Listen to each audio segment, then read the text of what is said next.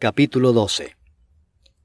En aquel tiempo iba Jesús por los sembrados en un día de reposo, y sus discípulos tuvieron hambre y comenzaron a arrancar espigas y a comer. Viéndolo los fariseos, le dijeron: He aquí tus discípulos hacen lo que no es lícito hacer en el día de reposo. Pero él les dijo: ¿No habéis leído lo que hizo David, cuando él y los que con él estaban tuvieron hambre, cómo entró en la casa de Dios y comió los panes de la proposición, que no les era lícito comer ni a él ni a los que con él estaban, sino solamente a los sacerdotes? ¿O no habéis leído en la ley cómo en el día de reposo los sacerdotes en el templo profanan el día de reposo y son sin culpa? Pues os digo que uno mayor que el templo está aquí. Y si supieseis qué significa misericordia quiero y no sacrificio, no condenaríais a los inocentes, porque el Hijo del Hombre es Señor del día de reposo. Pasando de allí, vino a la sinagoga de ellos. Y aquí había allí uno que tenía seca una mano.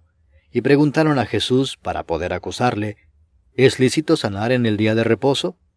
Él les dijo: ¿Qué hombre habrá de vosotros que tenga una oveja, y si ésta cayere en un hoyo en día de reposo, no le eche mano y la levante?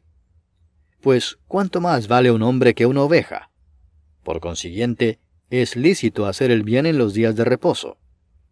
Entonces dijo a aquel hombre: Extiende tu mano. Y él la extendió y le fue restaurada sana como la otra. Y salidos los fariseos tuvieron consejo contra Jesús para destruirle. Sabiendo esto, Jesús se apartó de allí y le siguió mucha gente, y sanaba a todos, y les encargaba rigurosamente que no le descubriesen, para que se cumpliese lo dicho por el profeta Isaías cuando dijo: He aquí mi siervo a quien he escogido, mi amado en quien se agrada mi alma. Pondré mi espíritu sobre él, y a los gentiles anunciará juicio.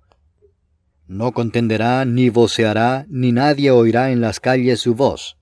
La caña cascada no quebrará, y el pábilo que humea no apagará, hasta que saque a victoria el juicio, y en su nombre esperarán los gentiles.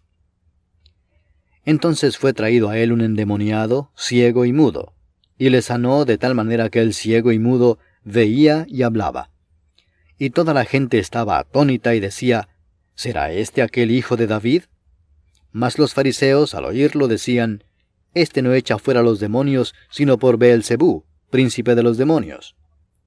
Sabiendo Jesús los pensamientos de ellos, les dijo: Todo reino dividido contra sí mismo es asolado, y toda ciudad o casa dividida contra sí misma no permanecerá. Y si Satanás echa fuera a Satanás, contra sí mismo está dividido. ¿Cómo pues permanecerá su reino?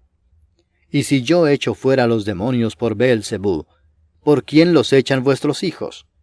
Por tanto, ellos serán vuestros jueces. Pero si yo, por el Espíritu de Dios, echo fuera a los demonios, ciertamente ha llegado a vosotros el reino de Dios.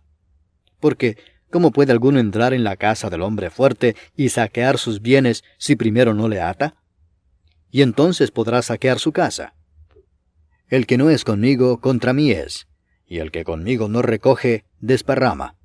Por tanto os digo, todo pecado y blasfemia será perdonado a los hombres, mas la blasfemia contra el Espíritu no les será perdonada. A cualquiera que dijere alguna palabra contra el Hijo del Hombre, le será perdonado, pero al que hable contra el Espíritu Santo, no le será perdonado ni en este siglo ni en el venidero.